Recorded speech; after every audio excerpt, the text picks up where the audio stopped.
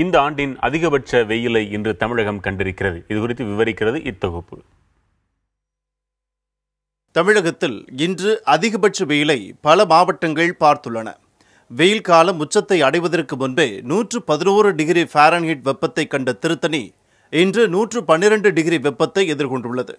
அதற்கு அடுத்தபடியாக வேலூரில் 110 டிகிரி ஃபாரன்ஹீட் வெப்பத்தில் தத்தளிக்கிறது. அதிகபட்ச வெயிலை கண்ட இடங்களில் ஒரு முறை மட்டுமே இடம்பெற்ற சென்னை இன்று 108.5 டிகிரி வெப்பத்துடன் 3வது இடத்தை பிடித்திருக்கிறது. கடலூரிலும் புதுச்சேரியிலும் 107 டிகிரி வெப்பம் சுட்டெரித்திருக்கிறது. உதகை, தருமபுரி, சேலம், கோயம்புத்தூரில் லேசான மழை பதிவாகியிருக்கிறது. தமிழகம் மற்றும் புதுச்சேரியில் நாளையும் நாளை மறுநாளும் பலத்த மழை பெய்ய வாய்ப்புள்ளதாக வானிலை ஆய்வு மையம் தெரிவித்துள்ளது. அந்தமான் நிக்கோபார் தீவுகளில் வழக்கத்தை விட 3 நாட்களுக்கு முன்னதாகவே தென்மேற்கு பருவமழை தொடங்கியுள்ளதால் அங்கு 2 நாட்களுக்கு பலத்த மழை பெய்யும் என கணிக்கப்பட்டுள்ளது. புதிய தலைமுறைக்காக அபிநயா.